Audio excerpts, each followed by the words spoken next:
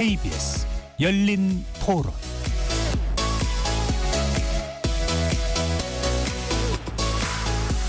안녕하십니까. KBS 열린 토론 배종찬입니다.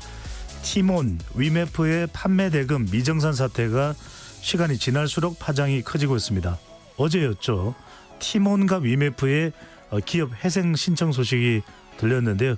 두 업체의 모회사인 큐텐의 구영배 대표가 지분 매각 등의 자구책을 내놓은 지 불과 몇 시간이 지나지 않은 때였습니다.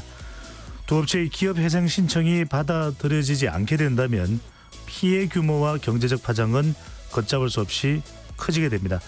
한데 우리나라 이커머스 업계를 대표하던 두 업체의 갑작스런 몰락.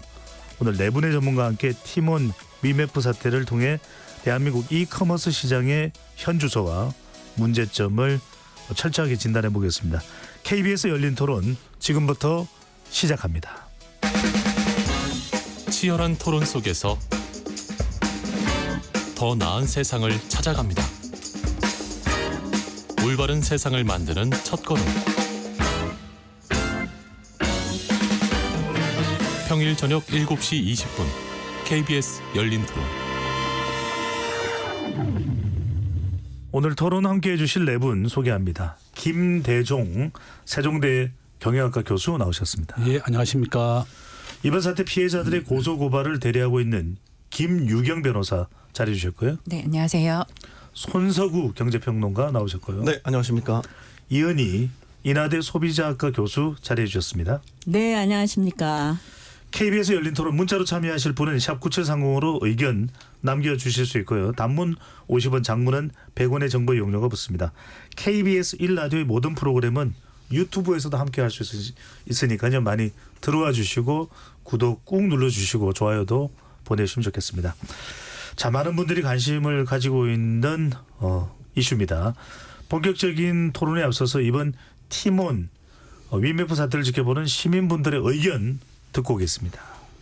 저도 이번에 알았는데 결제 금액을 그 이커머스가 자체적으로 소비를 할 수 있는 그런 구조로 되어 있더라고요. 근데 그 부분은 좀 약간 법리적으로 좀 시정을 해야 될 필요는 있을 것 같아요. 대표적으로 뭐 신탁이라든지 아니면 에스크로라든지 이런 것들을 활용을 해서 그 결제 대금 자체를 묶어놓고 이걸 임의로 활용할 수 없게끔 만들어놓는 안전장치가 필요해야 되지 않을까. 최소한 지급 준비율 같은 거 최소한 몇 프로 이상은 유보를 해놔야 된다는 그런 기준이 좀 있어야 될 것 같습니다. 그 커머스 회사도 그렇지만 사실 감독 당국에서도 이번에 좀 문제가 많이 됐던 게 결국 그 고객들의 자산이 제대로 보관되고 있는지 그거에 대해서도 제대로 좀 파악이 안 되고 있는데 이게 모든 사태를 그랬잖아요. 뭐 이제 뭐 옛날에 예치금이라든가 아니면 뭐 그 코인 예치금 뭐 이런 것도 다 똑같은 문제를 겪었었는데 이런 부분에 대해서도 또 비슷한 조치가 좀 필요하지 않을까 생각하고 있어요.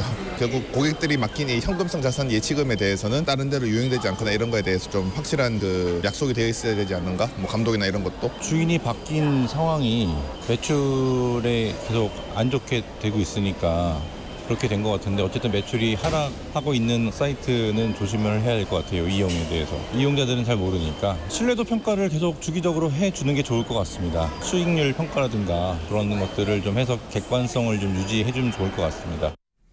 시민분들의 의견 어떻게 들으셨는지요?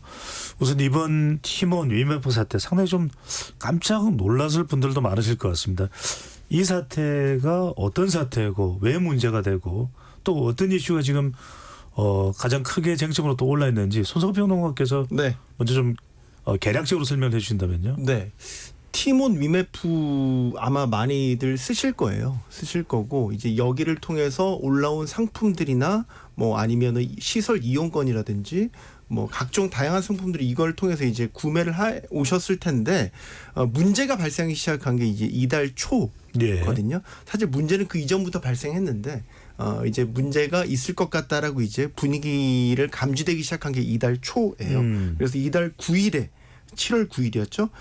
위메프 측에서 전산 시스템 장애가 발생을 해서 지금 입점 업체들에게 정산이 제대로 되지 않고 있다. 하지만 이런 문제가 이제 불거지기 시작을 했고요.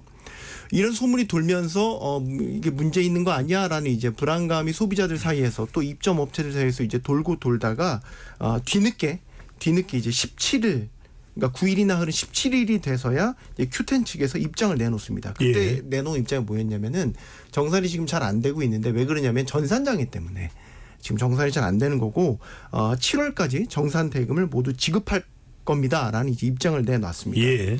단순하게만 보면 전산 시스템이 문제라면 전산 시스템에 대한 장애만 잡으면은 그러니까요. 네, 정산이 해결되는 거죠. 예. 그래서 그때부터 괜찮겠구나 이제 사태가 수습이 되겠구나 했는데 그 뒤에 이제 문제가 터진 게 5일이 더 지나서 22일에 또 다른 업체 티몬이 정산 대금 지급이 지연될 것으로 예상된다라고 입장을 밝힌 거예요. 그러면서 그때부터 사태가 걷잡을 수 없이 커지기 시작합니다. 단순히 전산 시스템이 아니다. 네. 예. 그리고 이제 언제쯤이 해결될 것 같다라는 이야기도 없이 무기한 정산이 잘 안 될 것 같다라는 입장을 내놓으면서 소비자들도 동의하기 시작했고 셀러들도 이제 입점 업체들도 이거 뭔가 큰일 난 것 같네라고 이제 문제가 커지기 시작한 예. 거죠. 그 뒤로 이제 24일 더 지나서 중간에 이제 결제 대행사들 피지사들이라고 하지 않습니까? 예. 티몬과 위메프와 거래를 했던 피지사들도 손을 떼기 시작합니다. 나 더 이상 신규 결제도 못 받아주겠고 환불도 못 해주겠다. 그러면서 이제 그때부터는 대량 이제 환불 요구와 또 정산 업체들, 입점 업체들은 정산받지 못한 미정산 대금에 대한 문제가 본격적으로 불거지기 시작을 했고요. 예. 이제 오늘 국회에서 현안 질의가 있었지만 관건은 이거였죠. 이게 해결이 가능한 문제일까? 라는 부분을 이제 봤었을 때 계속해서 이제 두루뭉술한 입장을 표명해 오다가 오늘 확인이 된 건 사실상 지금 쌓여 있는 미정산 대금이라든지 소비자 환불이 제때에 다 지급이 되지 못할 것 같다라는 게 이제 지금에 와서는 결론입니다. 그리고 이제 어제 오후에 결국 티몬과 위메프는 기업 회생 신청을 했죠. 지금 굉장히 중요한 말씀 해주셨습니다. 전산상의 문제가 아니었던 거죠. 아니었던 거죠. 이게 사실은 더 큰 문제입니다. IT 강국에서 전산 문제가 이렇게 길어진다는 것도 말이 안 되고 결국은 거짓말을 한 겁니다. 그죠? 네. 전산상이 아니라 줄 돈이 없었던 거죠. 자, 김대중 교수님, 이게 지금 시장에 미친 영향, 소비자들의 반응 어떻게 봐야 될까요? 저는 굉장히 충격받았습니다. 예. 우리나라에서 한 3위, 4위 정도 됩니다. 이 두 개 기업의 월 매출액이 한 1조 원 정도 됩니다. 그러니까 지금 현재 보통 우리가 대금을 지급하려면 한 2달 정도 뒤에 돈을 받습니다. 우리가 뭐 냉장고든 또 여행 상품이든 여러 가지 상품을 지급하면 보통 이제 냉장고라든지 피식 이런 사람들은 한 2달 뒤에 돈을 받기 때문에 이 2달 동안 이게 위메퍼와 티몬의 돈을 유용한 겁니다. 그래서 2달 뒤에 자기들이 이제 갚을 돈이 없다 보니까 이런 위기에 처했다고 볼 수 있고 지금 이제 그 돈이 다 어디에 갔느냐? 지금 알려진 바로는 구영배 대표가 미국의 위시라는 기업을 인수했습니다. 예. 인수 금액 한 2,300억 정도 되고 또 뭐 큐텐 익스프레스라고 하는 회사도 나스닥에 상장을 하겠다. 이런 취지로 우리나라에 있는 위메퍼와 티몬을 인수했는데요. 이와 같이 우리나라는 전체 소매액의 지금 현재 40% 정도가 온라인으로 이루어지고 있습니다. 예. 지방에 있는 뭐 백화점이나 이마트, 대형마트가 문을 닫고 있습니다. 왜냐하면 대한민국은 전 세계에서 5천만 명이 좁은 영토에 살고 있고 통신 인프라가 가장 발달된 나라이기 때문에 전체 소매액의 40%가 이렇게 온라인으로 이루어지고 있고 저희 학자들은 앞으로 한 65%까지 온라인으로 확대될 것이다. 이렇게 예측을 하고 있는 상황에서 이렇게 이 두 개 업체가 파산 위기에 보이다 보니까 온 국민이 충격을 받았고 이게 7월 달, 8월 달 휴가 기간입니다. 휴가를 앞두고서 이런 사태가 벌어졌기 때문에 더 국민들이 충격을 받았다. 이렇게 말씀드릴 수 있습니다. 지금 소비자들이 엄청나게 또 셀러든지 소비자든지 그냥 판매자든지 다 같이 분노할 수밖에 없는 상황입니다. 교수님, 이현희 교수님. 네네. 그 좀 전에 손석구 평론가님께서 7월 9일 날 뭐 정산이 안 됐다 이렇게 말씀을 하셨거든요. 예. 그래서 일단 그 입점 업체들한테 정산이 안 되니까 그 입점 업체들이 소비자한테 연락을 했어요. 특히 이제 요 여름 휴가철이기 때문에 여행, 그다음에 항공, 숙박 이런 거 결제를 많이 했거든요. 그래서 이제 소비자들한테 전화를 해가지고 당신 결제한 여행 못 간다. 우리가 정산을 못 받았으니까 너네 여행 못 간다. 이렇게 이제 얘기를 한 거예요. 예. 그래서 이제 소비자들이 지금 본인들이 결제한 여행, 숙박, 항공을 결제를 했는데 정산이 안 돼가지고 소비자한테 서비스를 할 수 없다고 하고 그다음에 이제 가구나 가정 같은 경우에도요. 이제 상품을 못 보내주겠다고 해요. 입점 업체들이 정산을 못 받았기 때문에. 그래서 그 사태 발생 일주일 만에 소비자원에 접수된 피해 구제 및 상담 건수가 6천 건에 육박합니다. 이게 예. 이제 금감원의 그 접수된 것까지 합치면 더 많을 거다 이렇게 볼 수가 있고요. 특히 또 소비자들이 이 환불이나 결제 취소가 안 되니까 막 본사까지 쫓아가가지고 그 현장에서 환불 접수도 하고 뭐 그런 식으로 지금 고생을 하고 있습니다. 특히 네. 이제 이 여름 휴가철이기 때문에 여행이나 숙박이나 항공 피해가 크고요. 이제 가전이나 가구 그래서 이 피해도 액수가 만만치 않다 이렇게 볼 수가 예. 있겠습니다. 김 변호사님 이야기 좀 하셔야 될 것 같은데 그동안 전산상의 문제다. 아까 손석우 평론가 말씀하셨습니다. 일종의 판매자와 소비자들을 기만하고 자신들의 기업적 이익인 뭐 제2의 쿠팡이 되겠다. 이런 식으로 위장이 된 상태에서 엄청난 상황이 벌어졌는데 기업 회생을 신청한다라는 것은 정확하게 어떤 의미라고 봐야 됩니까? 그 기업 회생이라는 거는 아시다시피 그냥 법인이 청산돼 버리면 채권자들이 회수를 할 수 있는 길이 없기 때문에 마련된 제도이기도 하고 또 말 그대로 이제 심각한 경제적 위기에 있는 기업에게 이제 재기할 수 있는 기회를 부여해 주는 차원의 제도이기도 한데 따라서 이제 티몬과 위메프가 기업 회생을 신청했다는 거는 심각한 경제적 위기에 처해 있다라는 거를 보여주는 것 같기도 하고요.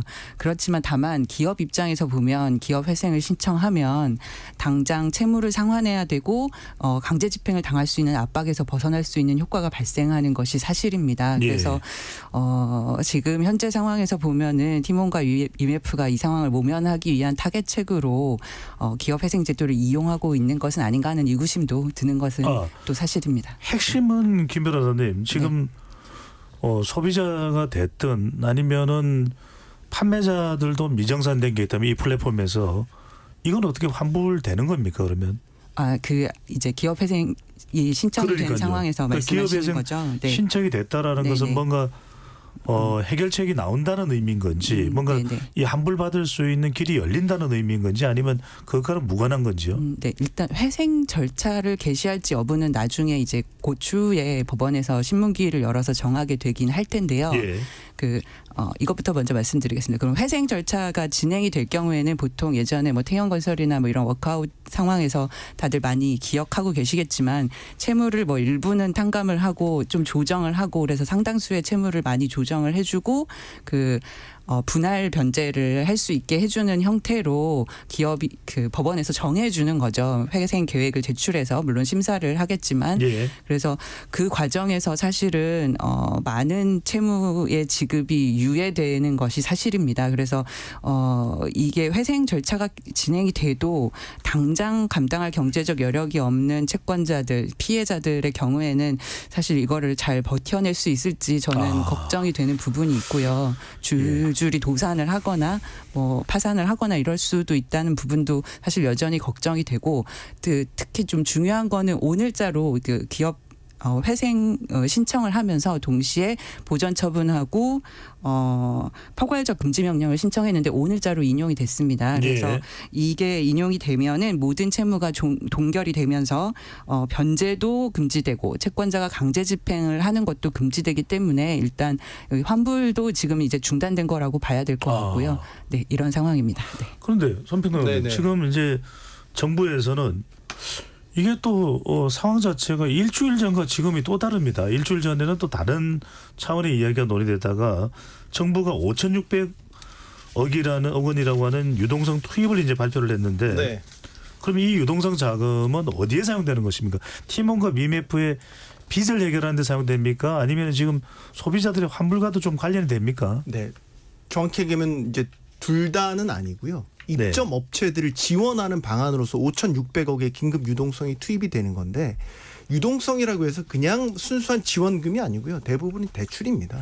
대출인 거고 그 판매 대금을 정산받지 못하고 있기 때문에 당장 소상공인들은 발등에 불이 떨어진 상태 아닙니까? 그러니까 자금 여력이 없어서 버틸 그 여력이 없기 때문에 이 기간 동안 일단은 긴급하게 유동성을 지원을 해줘서 최소한 폐업이나 하는 것을 막도록 하겠다라는 거고 구체적인 방안은 이겁니다. 중소벤처기업진흥공단이라든지 소상공인 시장진흥공단을 통해서 긴급 경영안정자금이라는 명목으로 2천억 원, 신용보증기금, 기술보증기금 3천억 원 유동성을 지원을 하는 건데 이게 대출입니다. 대출인 거고요. 이제 세부적인 어떤 금리 조건이라든지 상환 기간이라든지 이런 것들은 아직 구체적으로 나오지는 않았고 이거는 8월 중에 시행이 될 수 있도록 관계 기관과 지금 협의를 진행 중에 있습니다. 예. 그리고 이번에 7월 말 8월 초에 이게 여행 성수기가 겹쳤기 때문에 기존의 여행 상품들을 구매하셨던 분들의 피해가 상당히 커요. 예. 그 여행사들을 지원하는 용도로 쓰는 600억 원이 별도로 있는 거고요. 이런 거 저런 걸 다 합쳐서 5,600억 원 플러스 알파의 긴급 유동성이 지원되는 건데 이게 근본적인 해결책이 될 수 없는 건 결국 판매 입점 업체들 입장에서는 대출이 더 늘어나는 거거든요. 언젠가는 상환을 하고 갚아야 되는 돈이란 말이죠. 그것도 빚이네요. 결국 빚인 거죠. 네. 근데 다만 지금 워낙 지금 발등에 불이 떨어져 있으니까 급한 불부터 끄라고 하는 차원의 긴급 유동성이다. 결국에는 정산 대금을 온전히 정산을 받아야 예. 사태가 근본적으로 해결이 되는 아니 겁니다. 김대중 교수님 예. 결국은 지금 이 위메프와 티몬의 판매자가 됐든 소비자가 됐든 그 돈은 이 Q10이라고 하는 회사가 묶어뒀던 거 아니겠습니까? 어디 다른 데 또 가져가서 뭐 미국의 위시라는 회사를 네. 또 인수를 했다고 했나요? 예. 여하튼 그거는 예. 이 티몬 위메프의 모회사인 Q10의 책임인 것이고 구영배 대표는 Q10 매각 등을 통해서 사태를 해결하겠다고 해놓고는 기업 회생 신청을 했습니다. 예. 이건 어떻게 되는 거야? 뭐 Q10 그룹을 매각해서 환불에도 쓰여지는 겁니까? 그건 또 아닌 겁니까?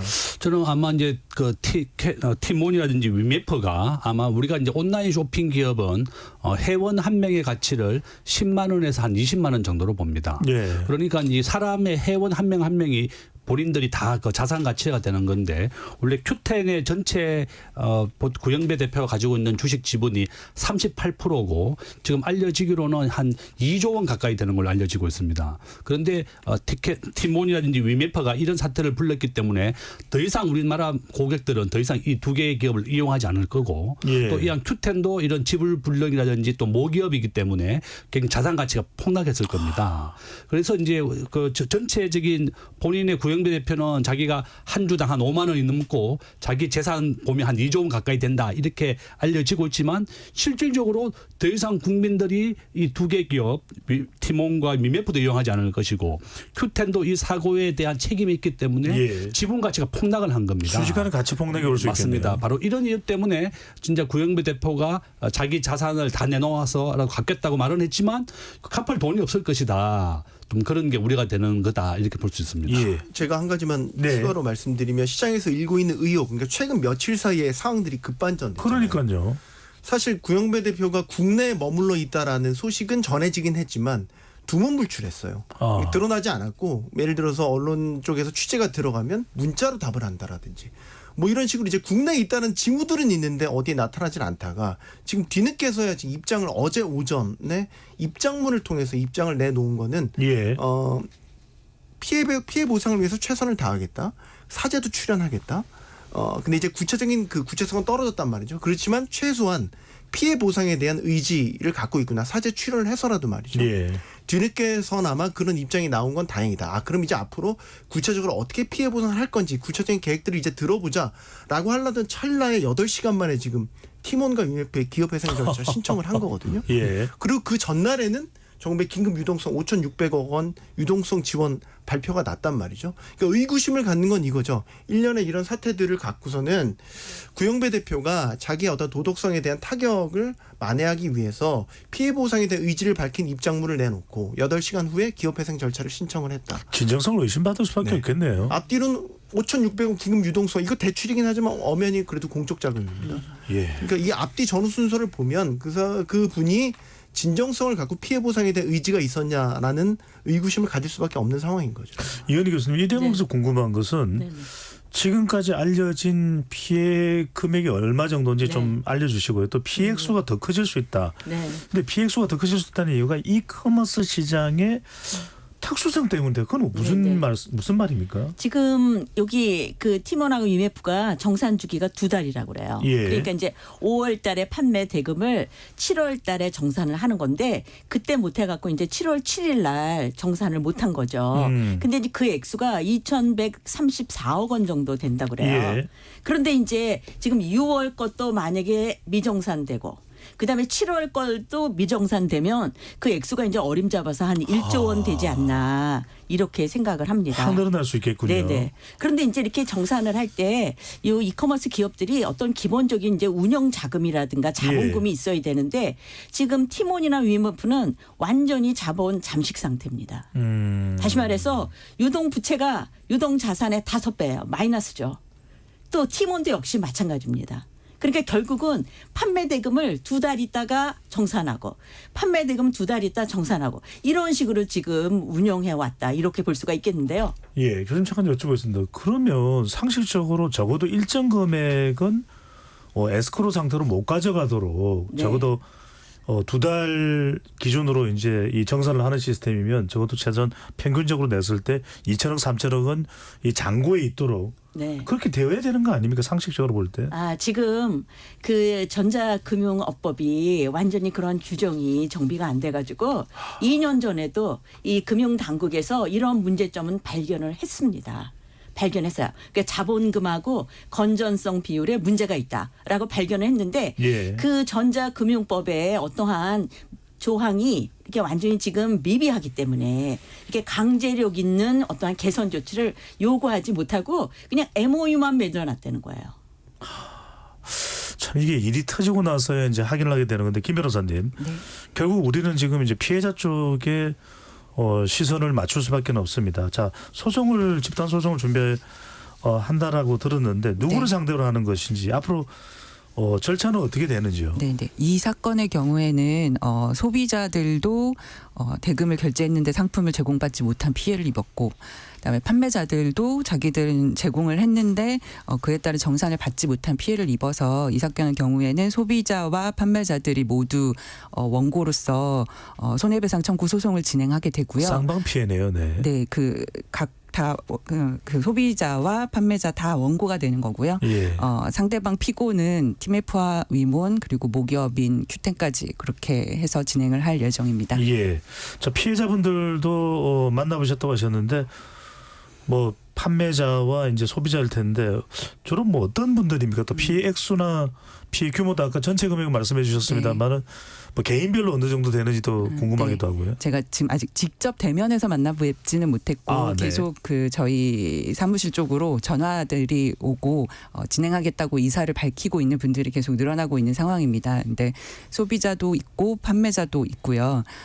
보니까 소비자 개인은 액수가 그렇게 크지 않을 거라고 저는 그냥 막연히 생각을 했는데 그래도 1,000만 원이 넘는 분들도 꽤 있으신 걸로 보이고 그 예전 머지 사태보다는 확실히 규모가 큽니다. 그리고 기업인 경우에도 중소기업이라도 피해가 1억 원 가까이 되는 것으로 많이 확인이 되고 있습니다. 예. 아까 이제 김대중 교수님 말씀하신 걸 좀 추가적으로 하긴 일단은 지금 핵심은 간단하게 줄 돈이 있으면 일단 가장 좋은 해결책이 됩니다. 근데 지금 아까도 말씀을 하셨습니다만 큐텐을 뭐 매각한다라고 매각할지 안 할지도 지금 모르는 상황인데 지금 구영배 대표는 또 출국 금지까지 돼 있는데 큐텐을 정말 매각한다면 그 지분이라도 매각한다면 상당히 실제 매각은 가능한지 또 매각한다면 이 금전적인 문제 해결에는 큰 도움이 될 수 있습니까? 저는 좀 불가능할 거라고 봅니다. 원래 이제 티몬이나 위메퍼를 본인이 인수할 때도 무자본으로 인수했습니다. 본인이 가지고 있는 큐텐 지분이라든지 기타 계열사 지분을 주고 이 두 개 회사가 티몬과 위메퍼가 원래 적자 기업이었습니다. 예. 그러니까 껍데기밖에 없는 회사였는데 일단 많은 회원이 있기 때문에 그것을 자기가 일단은 본인이 이 큐텐이라든지 나스닥에 상장을 하려고 싱가포르에 회사를 만들었습니다. 그래서 한국의 이커머스 시장에 이런 티몬이나 위메퍼를 인수하면 전체적인 외형이 커지거든요. 미국의 아마존을 본뜬 겁니다. 아마존도 적자에서 흑자가 된다 한 10년 정도 걸렸습니다. 이커머스 시장은 원래 초기에는 워낙 투입된 자본이 많다 보니까 적자가 많이 발생하는데요. 이와 같이 본인도 미국에 있는 위치도 인수하고 한국에 있는 티몬이나 위메퍼도 인수해서 외형을 키워서 미국의 나스닥을 상장하겠다. 이런 게 원대한 꿈을 가지고 이제 싱가포르에 본점을 만들었는데 본인이 이렇게 여기 티몬이나 위메프에 있는 개인들이 지불한 금액 제가 알기로는 계산해 보니까 단순하게 한 1조에서 2조 원이 넘을 것 같습니다. 예. 최대 한 4조 원까지 될 것 같은데 이 많은 돈들이 싱가포르로 간 겁니다. 본인이 이 돈을 가지고서 위시를 인수했었고 또 두 번째는 막판에 본인이 돈이 없으니까 상품권 깡을 했습니다. 10% 할인을 해서 상품권을 많이 팔았거든요. 그 많은 고객들은 내가 당장 쓸 일이 없더라도 싸네. 10% 할인해 주니까 네. 엄청나게 많이 샀습니다. 그게 다 휴지가 된 거죠. 그래서 결론은 진짜 우리 국민들도 우리가 머지 포인트 작년 한 몇 년 전에 있었지만 예. 이렇게 국내 3위나 4위가 되는 이렇게 큰 기업이 사기를 칠 것이라고 아무도 상상도 못했다. 저 역시도 이제 우리가 많은 티켓을 사거나 공연 티켓 티몬을 많이 이용했습니다. 그런데 예. 이렇게 국민들을 사기를 칠 줄 몰랐기 때문에 그 피해가 아주 뭐 수조 1조에서 4조까지 될 것이다. 저는 그렇게 알겠습니다. 봅니다. 교수님 조금 네 손평론가님 네. 말씀하십시오 지금. 네네. 예, 하십시오. 짧게만 말씀드릴 건데 오늘 현안 질의에서 나왔던 내용 중에서 좀 눈여겨봐야 될 거는 그 티몬과 위메프의 사업 구조는 단순해요. 어떻게 보면 소비자로부터 판매 대금을 받아서 갖고 있다가 일정 부분의 수수료를 떼고 입점 업체들한테 주면 돼요. 중간 브릿지 다리 역할을 한단 말이에요. 그러니까요. 수수료만 떼고. 예. 그러면 계속해서 이제 거래는 일어나고 돈은 돌기 때문에 아까 티몬과 위메프의 거래액이 월 1조 원이라고 감안을 한다면 산술적으로 그냥 1조 원의 대금은 계속해서 이제 그 유동성 자금으로 가지고 있었다라는 이제 계산이 되거든요. 예. 근데 그게 지금 없어졌잖아요. 그러니까 오늘 현안 질의에서 나왔던 주 내용이 이거예요. 1조는 어디 갔냐라는. 그러니까요. 그래서 이제 그거를 유용했을 가능성을 제기를 하고 있는 거죠. 근데 오늘 구영배 대표가 일부 의혹에 대해서 인정을 했어요. 그러니까 미씨를 인수할 때 티몬과 이메프로부터 자금을 대여를 했다. 네. 그런데 이제 이번 사태와는 무관한 게 한 달 안에 상환을 했기 때문에 무관하다. 이번 사태와는 무관하다는 입장을 밝혔거든요. 그럼 여기서 두 가지 포인트는 첫 번째는 일단은 자금을 유용한 건 맞죠. 예. 네. 미씨를 어쨌든 인수할 때 그 자금을 썼는데 돌려줬기 때문에 문제가 없다라는 거는 구 대표 본인의 주장인 거고. 예. 이거는 자금의 흐름을 통해서 나중에 제대로 분석을 해보고 따져봐야 될 문제인 건데 오늘 이복현 금융감독원장도 현안 질의에 나와서 무슨 얘기를 했냐면 구영배 대표가 양치기 소년이라는 표현을 했거든요. 네. 그러면서 위메프의 자금 추적을 해보니까 상당히 불법적인 정황들이 있었다. 다 얘기한 건 아니에요. 딱 그 정도까지만 얘기를 했거든요. 당장 궁금해지는 건 그 돌아온 돈이 어디 갔는지도 궁금하네요. 네. 그러니까 자금 추적을 해보면 이제 다 드러나게 될 예. 일인데 오늘 이복현 원장이 간접적으로 시사한 거는 불법적인 정황이 있었다라고 얘기를 했거든요. 그럼 이제 나중에 완전 조사가 다 끝나고 결과를 발표할 때는 실제로 그 자금들이 어떻게 머니 무브를 일으켰는지를 확인하면 이거는 될 문제라고 생각합니다. 이현희 교수님 지금 곳곳에서 허점을 발견합니다. 네네. 겉으로는 번지르르 했던 위메프와 티몬인데 네네. 자 처음에 어떻게 시작이 됐길래 네. 이렇게 일파만파 사태가 커졌는지 궁금해요. 네, 처음 시작은 이제 소비자들이 여행 가려고 했는데 이제 여행사에서 전화가 온 거예요. 당신 여행 못 간다. 여행 못 보내준다. 왜요? 그랬더니 정산이 안 됐다. 아니 본인은 결제 다 했는데. 네, 결제 다 했는데 티몬이나 위메프에서 정산이 안 됐다. 그래서 여행 못 간다. 가고 싶으면 돈 다시 한번 또 추가로 내라. 뭐 이렇게 얘기를 했다 그러더라고요. 예. 그래서 이제 거기에서 이제 출발을 한 거죠. 그래서 사실은 이제 정산이 안 됐잖아요. 그 입점 업체들한테 정산이 안 되니까 그 입점 업체들이 소비자한테 상품도 못 보내주겠다. 서비스 제공 못 하겠다. 이렇게 해가지고 이제 소비자들이 이제 들고 일어났다. 이렇게 볼 수가 있는 거죠. 그럴 수밖에 없죠. 왜냐하면 또 판매자들은 대금을 이전 결제된 것도 대금을 못 받은 상태에서 지금 돈을 받을지 여부를 알 수 없는데 그걸 상품권을 여행 상품을 그대로 집행을 한다. 그것도 불가능한데 김 변호사님. 아까 김대중 교수님도 잠깐 말씀하셨고 우리 손석구 평론가께서 말씀하셨는데 이번 사태를 머지 포인트 사태와 비교를 했습니다. 조금 간략하게 두 사태를 좀 비교를 해주시고 그러면 그 당시에 머지 포인트는 유죄 판결을 받았거든요. 이번에는 어떤 상황으로 전개될지도 좀 말씀 주신다면요. 네. 그 이번 사태와 머지포인트 사건 일단 공통점은 이커머스 업체가 운영을 하면서 감당할 수 없는 사태에 이제 처하게 됐는데도 계속 거래를 유지해서 피해가 양산됐다는 점에서는 일단 공통점이 있고요. 근데 다만 머지포인트 사건의 경우에는 이제 적자가 쌓일 수밖에 없는 구조인데 계속 머지포인트 판매를 지속해서 예. 소위 얘기하는 전형적인 폰지 사기 사례에 해당한다고 볼 수 있겠고 그 위메프하고 티몬 지금 이번 사태도 뭐 그런 속성이 어느 정도 같이 있는 부분도 있지만 여기 이번 경우에는 판매자와 소비자를 연결해주고 수수료를 챙기는 플랫폼 비즈니스 구조입니다. 그래서 약간 구조적인 차이가 좀 있다고 봐야 되고요. 그래서 이번 사건에서는 소비자나 판매자 둘 다 이제 피해자로서 손해배상을 청구하게 되는 것입니다. 그리고 이 법적으로 이제 어떻게 될 것인가를 보면 머지포인트 사태에서는 말씀해 주신 것처럼 기업 대표와 최고 책임 전략자가 사기죄 유죄 판결을 받았습니다. 그래서 예. 이번 사건에서도 형사적으로는 당연히 사기죄 성립이 가능하다고 저는 판단이 되고 횡령죄 부분도 크게 문제가 될 수 있을 것으로 보이고요.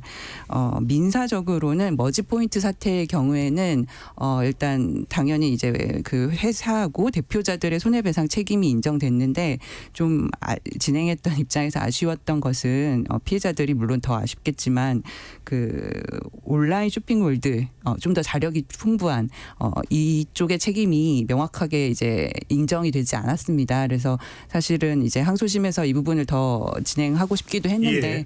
원고들이 조금 진행을 안 하게 되면서 일단 종결이 됐지만 이번 사태에서는 이제 모기업인 큐텐까지 책임이 인정되는 것은 일단 무리가 없을 거라고 저는 판단하고 있습니다. 알겠습니다.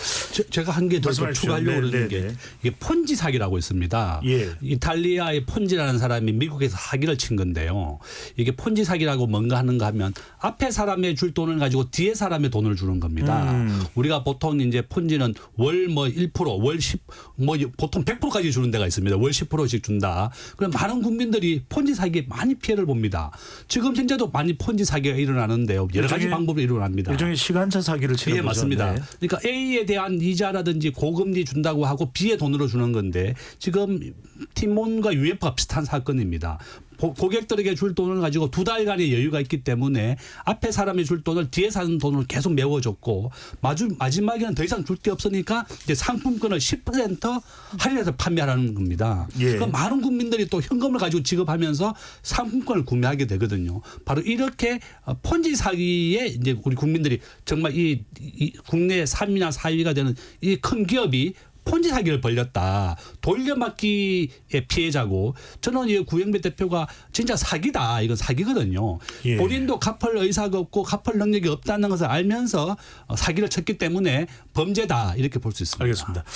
지금 보도 전문 채널에도 큐텐이 구영배 대표가 나와서 답변마저도 지금 궁색한 모습도 보이고 있는데 자, 이 부분을 좀 남은 시간 일부에서 좀 토론해야 될 것 같습니다. 이은희 교수님, 손석구 평론가 순서대로 이렇게 좀 설명을 해주시면 좋을 것 같은데 일단 지금 김대중 교수님 말씀하신 대로 당장 줄 돈은 없다. 그리고 위메프나 티몬은 기업회생 신청을 한 상태다.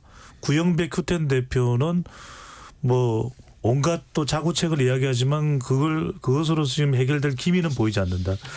결국 지금 소비자와 판매자는 또 우리 국민입니다. 정부가 나설 수밖에 없는데 지금 그렇다고 해서 정부에서는 양심불량 기업에 대해서 지원하는 게 맞느냐는 이야기도 하는데 손평론가 먼저 이은희 교수님, 이은희 교수님 같아요. 네.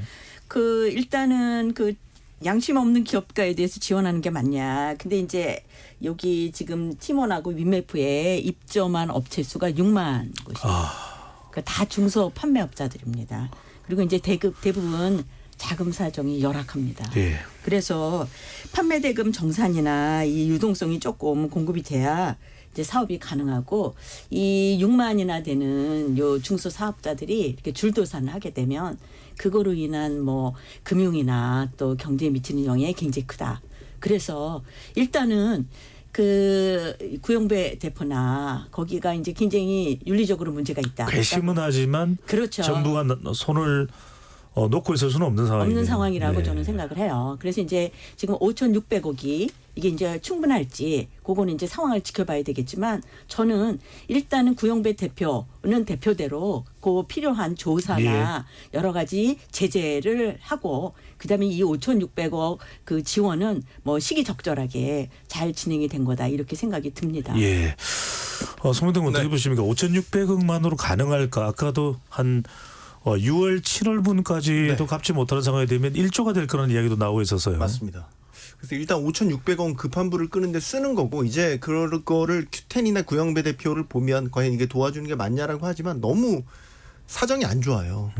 아까 정산 주기가 40일, 이제 위메프 같은 경우는 2달이라고 했는데 그 정산을 받는 동안 이 중소업체들이다 보니까 자금 여력이 없다 보니까 그 정산 받기까지 못 참고 대출을 받아야 돼요. 예. 선대출을 받고 나중에 실제 정산을 받으면 갚는 방식 또 한 번 이게 그러면 은행권까지도 연결이 돼 있는 거거든요. 그러니까 은행들 입장에서도 채권 회수가 안 되면 결국 그것도 상환받지 못하는 이제 금액이기 때문에 그것도 결국에는 다 손실로 잡힌단 말이죠.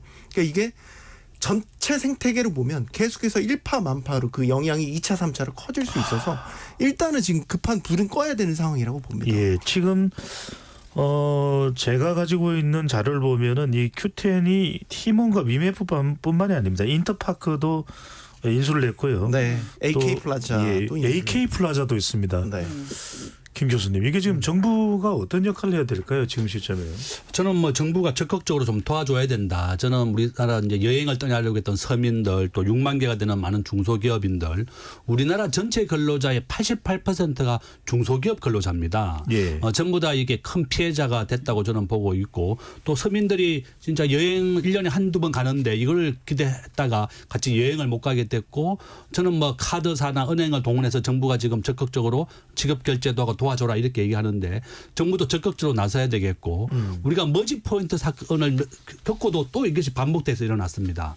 고객들이 결제한 금액에 대해서는 뭐 에스크로우 제도를 확대한다든지 예. 또 고객의 예탁금 우리가 보통 증권사에서 고객 예탁금을 맡게 해서 주식을 사거나 현금으로 가지고 있습니다. 그것은 전부 다 은행에다가 예탁을 해서 정권사가 못 만지게 돼 있거든요. 그렇죠. 우리가 이제 이커머스 업체에 대해서도 정부가 이렇게 규정과 제도를 확실하게 만들어서 우리 에스크로우 제도를 무조건 실행하게 한다든지 우리나라에 있는 뭐 신세계나 이마트 이런 주요한 기업은 일주일 내로 돈을 갚는 걸로 알고 있습니다. 예. 보통 2달 정도의 기간을 두지 않고 바로 갚는 걸로 알고 있고 쿠팡은 또 전체적으로 90% 물건을 구매를 해서 보내주는 겁니다. 아하. 그러니까 좀 상황이 좀 다른 거죠. 예. 중소기업에게 제품을 돈 주고 사와서 본인들이 가지고 있는 재고 상태에서 판매를 하는 겁니다. 다르군요. 예, 다른 네. 방법이 다른 겁니다.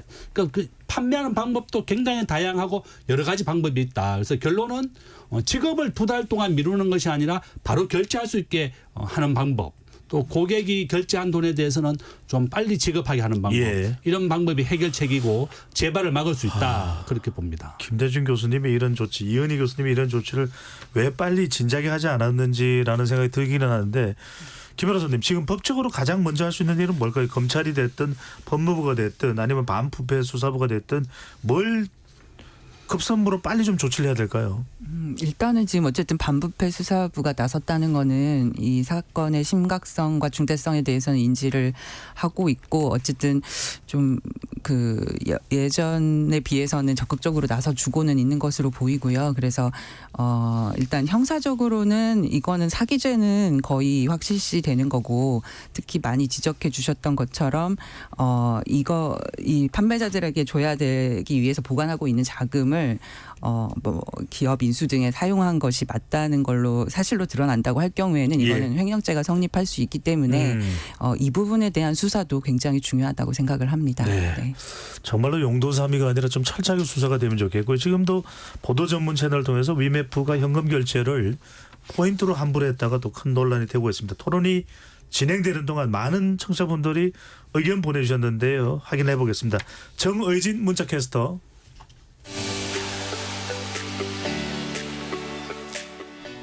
네, 지금까지 청취자 여러분이 보내주신 문자들 소개합니다. 5049님, 티몬 위메프 사태는 우리나라 이커머스 시장의 현주소를 보는 것 같습니다.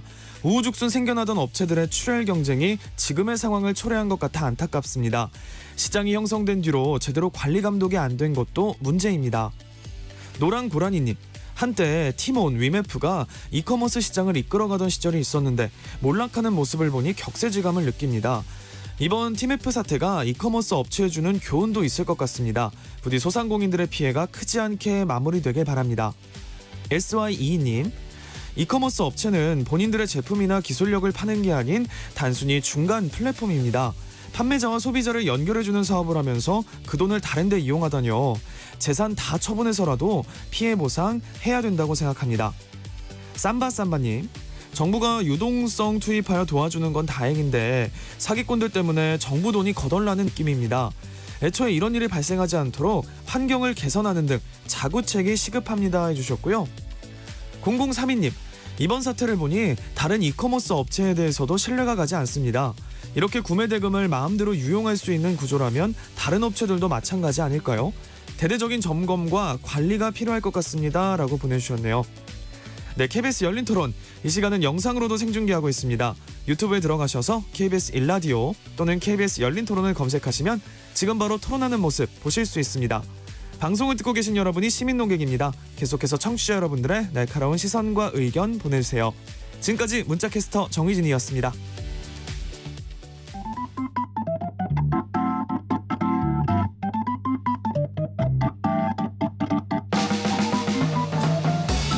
세상을 바꾸는 질문, 열린 토론이 시작합니다.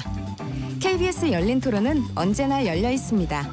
단문 50원, 장문 100원의 유료 문자 샵 9730, 그리고 KBS 어플리케이션 콩으로 여러분의 의견을 남겨주세요. KBS 열린 토론 2부 이어가겠습니다. 티몬, 위메프, 이커머스 기업에 대한 이 사태, 구조적인 문제가 무엇인지에 대해서도 2부에서는 더 자세히 이야기 나눠보도록 하겠습니다. 스튜디오에 김유경 변호사, 손석우 경제평론가, 이은희 인하대 소비자학과 교수, 김대종 세종대 경영학과 교수 네 분과 함께하고 있습니다. 손평론가님, 네. 2부에서는 우리가 집중적으로 이 이커머스 플랫폼 기업에 대한 구조적인 부분을 따져보지 않을 수 없는데, 네. 자, 이번 사태의 원인도 구영배의 꿈이 너무 과대했던 것인가, 이런 지적들이 좀 나오고 있습니다. 네. 업계 내 치열한 경쟁, 심지어는 뭐 중국계 기업까지 지금 들어와 있는 사태인데, 지금의 현재 이커머스 시장의 구도, 무엇이 지금 가장 크게 지적받는 부분으로 봐야 될까요? 이커머스 업계 전체로 보면 딱 한마디 출혈 경쟁이죠. 출혈 경쟁. 결국 이제 플랫폼 업체들의 특성이라는 게 시장에 진입을 해서 지배적인 사업자가 되기까지 끊임없이 많은 노력들을 합니다. 거기 이제 자본이 투입될 수도 있고 온갖 프로모션 마케팅들을 동원해서 점유율을 높이기 위한 작업이고, 그중에 핵심 중에 하나가 이런 할인 경쟁이죠. 그래서 할인 경쟁을 통해서 이제 어느 정도 점유율을 차지를 하고 지배적인 사업자가 되면 그때부터 이제 비용 청구를 하기 시작하거든요. 대표적인 게 이제 유튜브라든지 최근 이제 배달 플랫폼들도 다 문제가 됐던 게 세계사로 이제 정리가 되고 나니까 이제 점차 이제 수수료 구조라든지 이런 것들을 더 수익성을 높이는 방향으로 바꾸게 되죠. 예. 그러니까 이제 이커머스 업계도 그런 시장의 어떤 경쟁들이 촉발되는 과정에서 이 지나친 할인 경쟁이 이제 일어나다 보니까 그 이면에 이런 불합리한 정산 구조라든지 아니면 입점 업체들에게 행하는 뭐 여러 가지 갑질이라든지 뭐 아니면 이게 결국에는 그 소비 서비스 가격이나 상품 가격으로 전이되는 이런 구조들은 외면한 채 눈에 보이는 할인 경쟁에만 일단 집착을 했다는 거에 이커머스 업계에 이제 구조적인 문제가 있는 것이고요. 덩치 불리기, 몸집 불리기. 그러니까 사실 이제 그 무리한 외형 경쟁에 경종을 울렸다, 이번 사태는 그렇게 예. 볼 수 있고, 1차적으로는 쿠팡이라는 사업자 그리고 네이버라는 사업자가 시장 전체적으로 한번 정리를 했어요. 지배적인 사업자로 등장을 했죠. 쿠팡, 사실 1위 사업자는 네이버고 이제 2위가 쿠팡인데 오픈마켓 예. 기준으로 봤었을 때 그렇게 되고 나머지 이제 중견 중소업체들이 이제 나머지 시장을 나눠가는 구조가 됐다가 재작년부터 또 등장한 게 중국 이커머스 업체들이죠. 아시겠지만 이제 알리익스프레스라든지 아니면 테무라든지 정말 막대한 상상을 초월하는 할인된 가격을 갖고 무자비한 광고 마케팅을 앞세워서 빠르게 점유율을 치고 올라왔지 않습니까? 특히 작년에 이제 그런 문제가 상당히 심각하게 불거졌죠. 그러면서 사실 이런 티몬이나 위메프 업체 이런 중소업체들한테는 더 치열한 경쟁에 매달리게 되는 예. 이런 구조로 가게 된 겁니다. 알겠습니다. 결국 그 사태를 버티지 못하고 네, 미정산 사태까지 교수님도 한번 좀 이커머스 시장을 네. 좀 진단을 해주신다면요. 네네. 원래 오프라인 쇼핑은 경쟁이 로컬에서 이루어지죠. 근데 이제 온라인 쇼핑에서의 경쟁은 완전히 중앙 집중화다. 어떻게 보면 세계적이다 이렇게도 볼 수가 있죠. 해외 물론 진출도 이제 하고 하니까 그렇죠. 이제. 물론 이제 뭐 최근에 역직구나 직구도 늘어나고 있는데 배달의 문제가 있기 때문에 이제 권역별로 일어나고 있기는 합니다. 근데 이제 소비자 입장에서 그 오프라인 쇼핑은 아무리 좋은 데가 있더라도 멀면 매일 가기 어렵거든요. 그렇죠. 근데 이제 온라인 쇼핑은 그냥 갈아타면 돼요. 그렇기 때문에 소비자 입장에서는 조금이라도 유리하면 그쪽으로 갑니다. 그렇기 때문에 유리함을 제공하기 위해서 아까 평론가님 말씀하신 것처럼 이제 할인 쿠폰 같은 거. 예. 이거를 막 이제 뭐 카드깡이라고도 말씀을 하셨는데 그런 걸 이제 막 쏘는 거죠. 그리고 프로모션 끊임없는 비용. 최저가 경쟁. 그렇죠. 예. 그러니까 이제 거기에 이제 비용이 많이 들어가기 때문에 이게 이제 조금 내실 있게 수익과 지출을 좀 이렇게 조율하는 그러한 이제 경영이 돼야 되는데 아까 아마존도 10년간 적자이다가 이제 흑자로 돌아서고 쿠팡도 역시 마찬가지입니다. 예. 그렇기 때문에 이제 쿠팡하고 아마존의 사례를 보고 일단 몸집 불리게 하고 그냥 덩치를 키우면 살아남는다. 이러한 이제 저는 좀 잘못된 생각을 가지게 된 게 주되는 원인이 아닐까 뭐 이런 생각이 예. 듭니다. 그래서 이 대목에서 일반 소비자들이나 판매자는 사실 잘 모릅니다. 이 플랫폼 기업이 이커머스 기업이 재정적으로 괜찮은지 어떤지. 네. 이게 재무 건전성 차원에서 본다면 어떻게 봐야 될까요? 아마존은 이번 사태를 계기로 해서 우리나라 대기업의 온라인 쇼핑몰만 이용할 것이다. 작년 말에 우리나라의 전체 온라인 전체 소매 금액이 한 650조 원 정도 됩니다. 예. 약 한 700조 원 정도가 우리 국민들이 샀는데 40%는 온라인에서 샀습니다. 그다음에 한 60%는 이마트나 홈쇼핑 직접 이제 본인이 가서 대형마트 가서 직접 구매한 거다. 그러네요. 네. 그러니까 우리 국민들은 앞으로 40%고 전 세계에서 우리 대한민국이 이 온라인 쇼핑이 가장 발달된 나라입니다. 뭐 스마트폰을 전 국민이 다 가지고 있는 나라가 우리나라밖에 없습니다. 또 통신 인프라, 뭐 전자정보 다 압도적으로 세계 1등이다 보니까 전 세계 모든 온라인 쇼핑 기업이 한국에 와서 성공하려고 합니다. 그러니까 한국에서 성공하면 전 세계에서 성공할 수 있다. 뭐 알리, 쉬인, 뭐 중국 기업도 들어와 있고 예. 미국의 아마존도 들어와 있고 우리나라 쿠팡도 이제 성공했고요. 이와 같이 전 세계가 한국이 가장 모범적인 나라고 5천만 명이 좁은 국토에 있으니까 로켓 배송도 쉽습니다. 바로 이런 이유 때문에 한국의 이제 온라인 쇼핑이 가장 발달된 나라고 우리나라 쿠팡이 이제 미국에 나스닥에 상장을 했는데요. 이게 그 창업자에 대한 지분 가치 10배를 더해줍니다. 그러니까 한국에 상장 안 하고 미국에 했고 우리나라 야놀자도 미국에 상장을 준비하고 있고 이 큐텐도 마찬가지입니다. 아하. 똑같이 미국의 나스닥에 상장을 하게 되면 예. 본인의 지분 가치를 10배 더해주고 시가총액도 10배가 더 많이 됩니다. 글로벌 시가총액 비중이 미국이 60이고 한국은 1.5%밖에 안 됩니다. 그러니까 상장이 되더라도 미국에 상장해야지 10배 정도 더 가치를 인정받는 거죠. 그래서 본인이 한국에 있는 티몬, 위메퍼 뭐 이렇게 인터파크 다 인수해서 외형만 크게 하고 그러면 미국에 상장할 수 있다. 이런 욕심 때문에 이번 사태를 불러왔다. 저는 그렇게 봅니다. 예.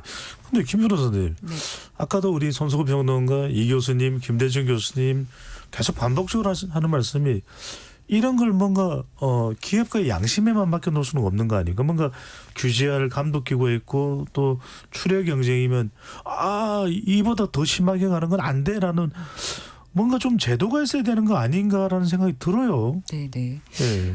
근데 안타깝게도 그 이커머스, 그러니까 전자상거래 업체나 피지 업체들이죠. 이들에 대해서 규제할 수 있는 근거 법안이나 감독 수단이 명확하지가 않은 게 현실입니다. 그러니까 이거를 이런 사업을 하려고 할 경우에도 예. 그 전자금융법상 형식적인 요건만 갖추면 뭐 허가나 인가 없이 그냥 등록이 되는 거고요. 금융회사의 경우에는 재무 건전성을 살펴보고 개선 명령을 내릴 수 있는 제도가 있는데 이커머스 관련해서는 또 없고요. 그리고 대기업 유통업법의 경우에서는 판매일로부터 일정 기간 내에는 판매 대금을 지급하도록 하는 이런 규정도 있습니다. 근데 예. 이것도 팀원과 위메프의 경우에는 적용이 되지 않았기 때문에 이런 사태가 가능했던 것이고요. 사실 또 지금 사태 관련해서 뭐 금융위원회, 금융감독원, 공정거래위원회, 산업통상자원부, 중소벤처기업부 막 이런 곳에서 다 대응책을 모색하고 있다는 말이 나오는데 이거는 사실 역으로 보면 제대로 감독하고 있는 기관이 실질적으로는 없었다라는 말로 저는 해석되는 것 같습니다. 이것도 정말 이런 사태가 터지게 된 또 이유 중에 하나가 아닐까 싶었는데 이은희 교수님 여기서 좀 하나 더 궁금한 것은 싸면 살수록 좋은 거 아니냐. 네네네. 지금 뭐 중국의 이커머스 업체인 뭐 알리나 네. 시인이나 테무까지도 들어온 상태인데 네. 결과적으로는 그 기업들도 이럴 수 있지 않을까. 네. 기존의 강자들도 이렇게 되지 않을까. 네. 과연 이 출혈 경쟁이 가져오는 폐라면 뭐라고 봐야 될까요? 네. 일단은 소비자들이 저렴하면 좋아하긴 하죠. 그런데 이제 저렴하다고 그래서 무조건 좋아하는 건 아니거든요. 그러니까 이 소비자가 원하는 게 뭘까 그거를 맞춰가지고 이 온라인 쇼핑도 좀 특색이 있고 좀 바뀌어야 되는데 그냥 천편일률적으로 같은 방향으로 그냥 달리기를 하는 듯한 느낌이다. 저는 그렇게 생각을 하고 저만 해도 온라인 쇼핑할 때 너무 피곤해요. 너무 업체가 많으니까. 예. 그래서 조금 신뢰할 수 있는 그러한 온라인 쇼핑에서 MD가 좀 좋은 상품을 선별해가지고 이렇게 해주는 것도 필요하겠다라고 하는데 지금은 너무 그냥 혁신이 없이 그냥 같은 방향으로 같은 색깔의 경쟁만 하고 있기 때문에 오로지 가격 경쟁. 그렇죠. 그렇기 때문에 이런 문제가 생기고요. 제가 이제 법에 대해서 잠깐 첨언을 하면 요 전자금융법 이 지금 특히 저는 중요한 것 같아요. 예. 왜냐하면 이제 지급 인프라의 어떠한 이 건전성이나 안정성 문제 때문에 중요한 것 같은데 지금 이제 작년에 온라인 플랫폼에 대한 공정화법이 발의가 20개가 됐는데 하나도 통과가 안 됐어요. 통과가 안 된 이유가 뭐냐. 이게 이제 온라인 플랫폼도 그렇고 이게 이제 혁신의 산물이지 않습니까? 예. 그래서 사실은 규제가 못 따라가는 측면도 있는데 일단 법을 통해서 규제를 하려고 해도 이게 이제 혁신인데 혁신을 막는다. 뭐 이런 의견을 또 IT 업계에서 막 제시하기도 해요. 근데 이제 이번에 보듯이 최소한의 어떤 규제를 하지 않으면 예. 이게 이제 정말 중소사업자 6만 업체의 피해라든가 그다음에 소비자 6,000명 이상의 소비자 피해라든가 이런 거를 초래하고 또 앞으로 유사한 피해가 또 재발 안 한다고 보장할 수가 없습니다. 예. 그렇기 때문에 기본적인 규제는 반드시 해야 된다. 이은희 교수님이 굉장히 중요한 말씀해 주시는 게 무작정 규제를 하라는 게 아니라 필요한 규제는 해야 된다라는 이런 의미로 와닿는데 손평론가님. 네. 항상 저희가 이런 사태를 맞이하게 될 때마다 네. 이제 정치권에서 움직이기 시작하면 이제 벌써 이야기가 나오고 있잖아요. 예. 에스크로 제도 의무화 도입 검토해야 된다. 이제 이런 얘기 나오면 이제 걱정은 이거죠. 선무당이 사람 잡는 식으로 무자비하게 칼을 휘두를까 봐 그게 걱정인 거예요. 그래서 아까 혁신을 저해할지도 모른다. 이제 아마 규제 논의가 본격화되면 업계에선 분명히 그런 이야기 나올 겁니다. 지금 문제가 되는 게 정산 대금 기간이 너무 길다라는 거 아니에요. 근데 이제 이게 이론적으로 보면요. 그런 이유가 또 한켠으로는 있어요. 예전에 머지 포인트 사태, 그다음에 이번 예를 들어 티몬 위메프 사태도 정산주의가 40일에 최대 2달. 이 기간 동안 자금을 예치를 하잖아요. 예. 예치를 해서 이자 수익이 발생을 해요. 이자 수익을 하고 일부는 또 운영을 한단 말이죠. 마치 예. 금융사로 따지면 프랍처럼 운영을 해서 거기서 나온 수익을 가지고 할인도 하고 뭐 마케팅 비용으로도 쓰고 한단 말이죠.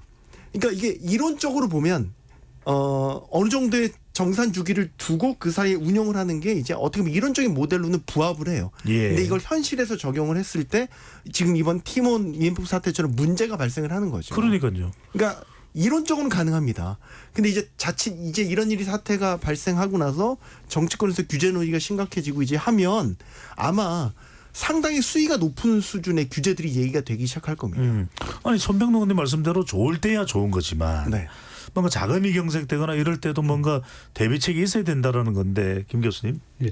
저는 뭐 이번에 이제 이런 사태를 재발하려면 정부의 책임도 이번에 좀 있습니다. 아하. 왜냐하면 여기 티몬이나 인터파크나 위메퍼나 전부 다 감사 의견 거절이 나왔습니다. 감사 의견 거절이라고 하는 건 뭔가 하면요. 우리나라는 모든 법인은 회계 감사를 받게 돼 있습니다. 그렇죠. 그러니까 이 회사들을 감사했던 회계 법인들이 이 회사는 너무 부실 덩어리여서 우리가 감사 의견을 낼 수가 없다. 이게 1년 전, 2년 전 있었던 일입니다. 그러니까 정부가 이 이커머스 우리나라 국민들이 수백만 명이 아마 2개, 3개 기업을 다 합치면요. 1,000만 명이 넘을 겁니다. 이용하는 고객들이. 예. 우리나라가 5천만 명 국민인데 지금 현재 우리나라 쿠팡의 그 정기 고객 이용하시는 분들이 1,000만 명이 넘어요. 막 이렇게 티몬, 인터파크, 위메퍼, 에케몰까지 다 합친다 그러면 예. 우리 국민 1,000만 명 이상이 여기 회원으로 가입되어 있을 것이고 이용했다는 겁니다. 그러니까 제가 하고 싶은 얘기는 정부가 이렇게 중요한 우리 국민들이 많이 이용하는 이커머스 업체가 감사 의견이 나오고 적자로 전환된 거 다 알고 있었습니다. 예. 이런 기업에 대해서만큼 정부가 철저하게 관리하고 규제를 했어야 된다는 겁니다. 너무 자율에 맡겨두고 피해가 발생할 때만 급하게 이렇게 뛰어드는 것은 잘못된 거고 사전에 예방하는 것이 정말 중요하다. 저는 그렇게 말씀드립니다. 교수님 진짜 중요한 말씀입니다. 밤을 새서라도 그걸 자료를 보고 검토를 해야죠. 이은희 교수님. 네. 그래서 이번 상황이 벌어지면서 나오는 게 적어도 아까 안 좋을 상황일 때의 대비책이 일종의 에스코로일 수가 있습니다. 네네. 자, 우리가 부동산을 이야기할 때도 에스코로 얘기를 하는데 비정상적 판매 대금 관리를 바로잡기 위해서 이걸 이제 네 분과 좀 이야기를 나눠보겠습니다. 에스코로 방식을 도입했는데 에스코로가 뭔지 네. 이게 좀 설명을 먼저 해주시면요. 네. 그 한국말로 결제 안전 제도라고 합니다. 그러니까 이제 사실은 온라인 쇼핑은 오프라인처럼 이렇게 매장에 가는 거 아니니까 물건이 제대로 올까 막 걱정도 많이 되잖아요. 그래서 이제 이게 결제 안전 제도예요. 그래서 소비자가 이제 돈을 판매자한테 직접 주는 게 아니라 예. 은행같이 신뢰할 수 있는 제3기관에 보냅니다. 안전하게. 네. 그래서 이제 그 기관이 돈 받았어 하고 연락을 판매자한테 하면 판매자가 이제 물건을 보내주는 거죠. 그래서 이제 물건을 받고 마음에 들면 구매 확정을 하게 돼요. 그래서 구매 확정한다라고 하면 그 제 에스크로 기관에서 이제 돈을 보내주는 거죠. 예. 그러니까 이제 안전하게 온라인상의 거래가 이루어지도록 이 돈을 중간에 이제 예치하는 그러한 제도다 이렇게 볼 수가 있겠습니다. 그러니까요. 그러니까 그 돈은 어디에 딴 데 엉뚱한 데 쓸 수 없고 네. 안전하게 예치했다가 판매자가 이제 받을 수 있도록 네. 그렇게 되는 건데 손평론가님. 네. 그게 이번에 위메프 티몬 작동이 된 겁니까 안 된 겁니까? 티모는 그 에스크로 등록 사업자예요. 예. 근데 실제 이제 결제 시스템을 에스크로 형태로 맞춰놨냐 그건 아니고요. 그러니까 이게 강제성이 없다 보니까 등록은 해놨지만 실제로 운영은 하지 않은 거고 그래서 문제가 터진 거고. 그러면 이제 이번 사태를 계기로 아마 의무화 대상, 에스크로 의무화 대상은 아마 폭은 더 넓어지지 않을까라는 예. 생각을 하게 되는 거고요. 다만 이제 에스크로 제도를 이제 전 업체, 만약에 소형 규모가 작은 그런 플랫폼 업체들한테까지 다 도입을 한다? 그럼 이제 아까 얘기했던 예를 이제 할인을 위해서 일정 기간 이제 돈을 예치해두고 이자 수익이라든지 운용 수익을 통해서 할인이라든지 재투자를 하는 이런 방식의 뭐 일종의 혁신이라고 할까요? 예. 뭐 이론적으로 혁신적인 방법들은 또 시행하기가 어려워지게 되죠. 이게 그러니까 선택의 문제인 거예요. 그러니까 이런 사태가 벌어지면 분명히 이제 에스크로 제도 같은 이런 규제들이 강화가 될 텐데 예. 이게 다 모든 것에 동일하게 이걸 또 적용해 버린다? 그러면 또 네. 예, 말씀 계속. 네. 새로운 신규 업체들이 진입하기는 장벽은 더 높아지게 수 그렇군요. 있겠죠. 이은희 교수님 말씀 듣고 김대중 교수님 네네. 네, 가겠습니다. 하나만 첨부할게요. 이번에 그 티몬이 이 에스크로업을 이용을 해가지고 예. 그 계열사 내에 자금 돌려막기 한 거 아니냐라는 의심도 있습니다. 다시 말하면 예를 들면 A라는 계열사가 티몬을 에스크로 기관으로 설정을 하잖아요. 예. 그러면 계열사 A에 영업한 돈이 전부 다 어디로 가겠어요? 티몬으로 가는 거죠. 그렇게 해가지고 계열사 내에 자금 돌려막기를 한 거 아니냐라는 의심도 있다. 아니 교수님 그러면 이게 에스크로 제도라는 것이 안전장치라기보다는 어찌 보면 폰지의 또 다른 수단이 되는 그래서 수 저는 있잖아요. 뭐 제일 좋은 방법이 금융기관에 예치를 해라. 우리나라의 은행의 보통예금이나 적금이라든지 그게 예치를 하는 것이 가장 좋은 방법이다. 예. 그래서 제3의 기관에 정하는 것이 아니라 우리나라 은행이나 증권사는 전부 다 현금이 들어오면 금융기관 예치하게 돼 있습니다. 예. 여러 가지 저는 이번에 이커머스 업체도 이런 에스코르 제도를 만약에 지금 이제 우리나라 쿠팡이나 네이버라든지 이런 데 다 에스코르 제도가 도입되어 있습니다. 또 뭐 쿠팡은 전체 물건의 90%를 직구매를 해서 본인들이 나눠주는 방법을 하고 있기 때문에 예. 이제 이거하고도 좀 관련이 좀 다른 방법인데 결론은 뭔가 하면 저는 좀 명심해야 되는 것이 아주 값싼 물건 10% 이상 시중에보다 더 10% 이상 할인된 금액에 대해서는 의심을 해야 됩니다. 우리가 폰지 사기라고 하는 건 항상 의심할 때 제가 이제 우리나라 국민은행 적금 기준이다 3.5% 은행 이자 3.5%보다 더 높은 이자를 준다 이런 금융기관이라든지 뭐 사기에 대해서는 다 조심하라는 겁니다. 어허. 이커머스 업체도 이렇게 상품권을 10% 이상 할인해 준다는 것은 도저히 있을 수 없는 거잖아요. 예. 보통 우리가 뭐 신세계 이마트 상품권을 할인하던 때도 2%밖에 안 해줍니다. 그런데 10% 20% 할인해 준다고 하는 것은 바로 머지 포인트하고 똑같은 방법입니다. 이렇게 의심을 해야 되는 거고 우리 국민들 속지 않아야 된다. 네. 본인이 의심하고 우리가 적금보다도 더 높은 이자를 혜택을 준다고 하는 것은 항상 의심하고 예. 우려해라. 김대중 교수님 굉장히 중요한 말씀 해주셨습니다. 지나친 거는 반드시 의심해라. 공짜 점심은 없다. 김 변호사님 그러면 에스크로 이 제도 안전결제 장치가 아까 손평론가에서 말씀하셨던데 의무는 아니지만 팀원인가요? 한다라고는 했다면 이것도 법적으로 좀 책임을 물을 수 있지 않을까요? 에스크로 제도를 제대로 구현하지 않았던 부분을 법적 책임을 묻는 것 그건 가능할까요? 근데 지금은 아까 말씀드렸던 것처럼 그거를 이제 직접적으로 규제하는 법률이나 이런 부분이 없기 때문에 그게 이제 현실적으로는 당연히 이제 비난받을 만한 일이라고 생각하지만 법적 규제가 좀 어려운 게 사실입니다. 그렇군요.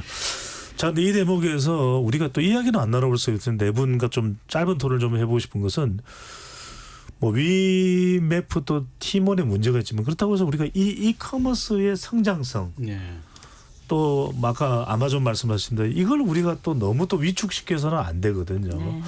그렇다면은 좀 이번 사태는 이번 사태대로 해결해야 되지만 위축되지 않도록 우리가 또 살펴야 될 부분이 뭔지도 궁금한데 먼저 김대중 교수님. 저는 뭐 전 세계 경제에서 우리나라가 차지하는 비중은 1%밖에 안 됩니다. 우리 대한민국 뭐 네이버, 카카오 많이 있지만 구글의 시가총액은 2,000조고요. 네이버와 카카오의 시가총액이 20조밖에 안 됩니다. 1%밖에 안 된다. 그래서 우리나라는 전 세계에서 스마트폰 보급률 1등, 통신 인프라 1등이기 때문에 전 세계로 우리나라 기업이 더 진출하게 만들어야 됩니다. 예. 좀 쿠팡도 지금 대만이나 싱가포르도 진출을 많이 하고 있고 우리나라의 뭐 지금 네이버, 뭐 카카오 전 세계 해외로 진출을 많이 하고 있습니다. 저는 이번 기회로 해서 정부가 이런 적자 이커머스에 대해서는 철저하게 관리 감독을 해야 되겠고 또 국내에 머무르고 있는 우리나라 기업들 삼성전자는 전체 매출액이 80%가 해외에서 일어납니다. 우리나라는 전 세계에서 무역 의존도가 두 번째나 높습니다. 75%입니다. 한국은 수출과 수입으로 먹고 사는 나라고 일본은 무역 의존도가 25%밖에 안 됩니다. 우리나라가 완전히 이겼습니다. 우리나라가 이제 일본보다 1인당 국민소득도 더 높고 무역 의존도도 우리가 3배나 더 높습니다. 우리나라의 많은 기업들이 이제 해외로 나가서 진출하게 해야 되겠고 대신에 이와 같이 적자 기업이나 감사 의견이 나온 기업에 대해서는 철저하게 관리 감독을 해라 이렇게 말씀드립니다. 이 교수님께서는요. 저는 그 온라인 쇼핑의 이제 활성화나 성장 발전도 중요하지만 이게 이제 위험하고 이제 걱정되고 그러면 누가 거기에 쇼핑을 하겠어요. 그래서 인터넷 쇼핑의 성장 발달을 위해서도 거래 안정성, 안전한 결제 이런 것들은 보장이 돼야 되고 그렇기 때문에 관련 법이 정비되고 적절한 감독이 이루어져야 된다. 이렇게 말씀드리겠는데요. 특히 이제 아까 에스크로 시스템 말씀드렸잖아요. 근데 이제 지금 우리나라 뭐 그 쿠팡, 11번가 지마켓, 롯데 전부 다 에스크로 시스템은 가지고 있는데 그 앞에 자체라는 말이 붙어요. 자체 에스크로 시스템. 그래서 이게 이렇게 자체라는 게 결국은 고객이 결제한 돈이 이게 자체라는 거는 이게 뭐 분리가 돼서 감독하고 규제하고 할 수 있는 건가 뭐 그러한 생각이 좀 저는 좀 들고요. 예. 그다음에 이제 또 하나는 이 플랫폼들이 그 결제 대행업을 함께 하고 있거든요. 그러니까 결제 대행업을 한다는 얘기는 결국은 이제 그냥 금융업도 같이 하고 있다는 얘기예요. 물건도 팔면서. 그래서 이게 분리가 되지 않으면 이러한 사고가 또 발생하겠다라는 생각이 들어서요. 예. 일단 안심이 되어야 쇼핑도 마음껏 하고 그 온라인 쇼핑도 성장 발달할 거다. 그래서 안심하게 해달라. 그러면 어떻게 되느냐. 관련법을 정비하고 알겠습니다. 기본적인 감독 규제는 해야 된다. 자, 위메프 사태 또 팀원 사태 너무 우리 소비자들이 많이 놀랐었을 것 같습니다. KBS 열린 토론 오늘 긴급 토론으로 위메프 팀원 관련된 이야기를 하는데 마지막으로 네 분 패널께 각 1분씩 자, 과연 소비자들은 지금 이 상황에서 어떤 점을 앞으로 이용할 때 봐야 될지 정부는 또 무엇을 유심히 봐야 될지 네 분 패널께 1분씩 의견을 듣고서 마무리를 하려고 합니다. 먼저 김혜경 변호사부터. 네. 사실 이번 사태 보면서는 저희가 이제 머지 사태도 소송을 진행했었기 때문에 너무 안타까운 마음이 크고요. 피해자분들 보면은 뭐 짐작하시겠지만 좀 정말 너무 마음이 아픈 상황이 많습니다. 그래서 일단은 그 국가 지금 현재 이제 지원을 하겠다고는 하는데 그게 정말 실질화될 수 있었으면 좋겠다는 생각이 제일 우선적으로 들고요. 예. 지금 사실 사후 약방문도 안 되고 있는 게 너무 가장 핵심적인 문제인 것 같아서 앞으로 네. 반드시 제도적인 보완이 있었으면 좋겠습니다. 알겠습니다. 손석구 평론가요. 네. 소일구 외양간이라도 고쳐야 되는 상황은 분명히 맞고요. 일단은 그 여기에 입점 업체로 있었던 그 수만 그 셀러들이 지금 당장 주저앉게 생긴 상황이기 때문에 예. 일단 이 사태를 해결해야 되고 저는 이제 이 사태 이후에 어떤 논의가 있을까가 궁금한데 제가 걱정하는 건 사실 중국 이커머스 업체들이에요. 중국 이커머스 업체들이 작년부터 빠르게 아주 공격적인 마케팅으로 점유율을 국내에서 늘려왔고 예. 그들이 내세운 핵심 포인트가 뭐예요? 초저가 할인이거든요. 근데 아까 공짜 점심은 없다라고 말씀하셨잖아요. 이게 결국엔 우리한테 어떤 후폭풍으로 또 작용할지 모른단 말이죠. 예. 더욱 이건 외국 업체이기 때문에 이런 입점 업체들의 미정산 사태 중국 이커머스 업체들한테 일어나지 말라는 법 없단 말이죠. 알겠습니다. 그럼 더 통제하기 힘든 중국 이커머스 업체들한테는 어떻게 할 거냐 말이죠. 미리 대처하는 게 분명히 필요하다고 봅니다. 예. 이현희 교수님. 네. 그 소비자 여러분들께서 이번 이제 사태를 보고 걱정을 많이 하실 텐데요. 앞으로 이제 쇼핑하실 때는 좀 더 안전한 곳, 신뢰할 수 있는 곳에서 쇼핑을 하시면 이런 걱정을 덜 하실 수 있을 것 같습니다. 참 아까도 그 말씀했습니다만 싼 가격을 안 쫓아갈 수는 없습니다.